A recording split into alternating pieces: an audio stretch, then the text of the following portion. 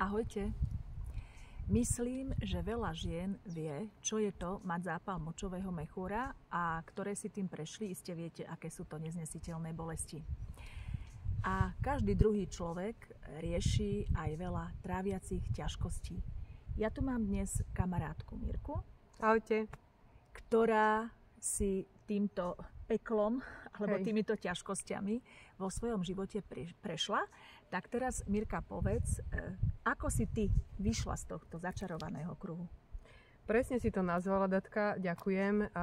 Naozaj to je bludný kruh, z ktorého nie je cesty, pretože pred rokmi som riešila naozaj veľa tráviacich ťažkostí, by som povedala, že chronické tráviacie ťažkosti, veľké zápchy, že ja som niekedy aj 4 dní nevedela ísť poriadne na vecko, napriek tomu, že lekári mi odporúčili piť veľa vody, jesť veľa ovocia, zeleniny, vlákniny, čo som samozrejme vedela a čo som vlastne aj robila, ale napriek tomu teda zápchy sa nezlepšovali a bývalo mi zle vlastne, jak sa hovorí, aj z vody.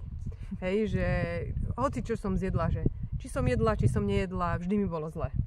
Takže vlastne som sama nevedela, ako von. A čo teda? Ako si z toho vyšla von? Lebo teraz vidím, že vyzeráš nádherne. Ďakujem. Trošku sa poznáme, takže viem, že tieto ťažkosti už nemávaš. Tak ako sa ti to podarilo?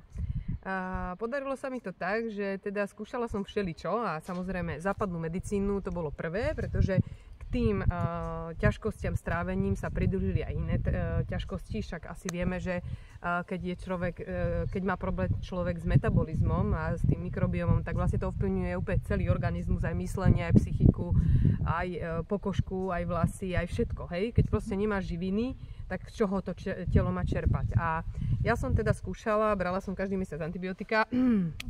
Moja pečeň, chuďatko, teda musela byť naozaj z toho vedľa, pretože... Aj ten črevný mikrobióm ten bol úplne mimo.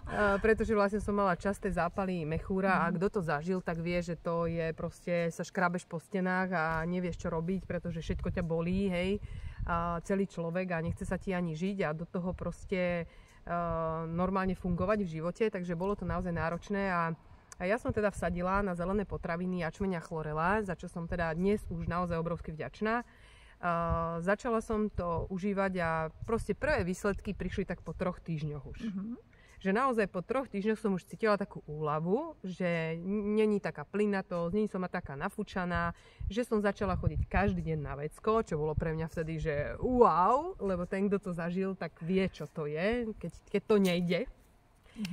A to boli také prvé efekty a vlastne odvtedy, musím povedať, to už 11 rokov, tak 11 rokov už neriešim žiadne ťažkosti s mechúrom a dokonca som zbadala iné benefity. Tak to je skvelé.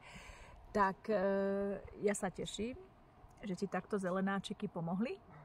Hej. A prajem, aby ste toto takéto krásne rozuzlenie vašich tráviacich ťažkostí a problémov s močovým mechúrom zažili aj vy. Takže na zdravie.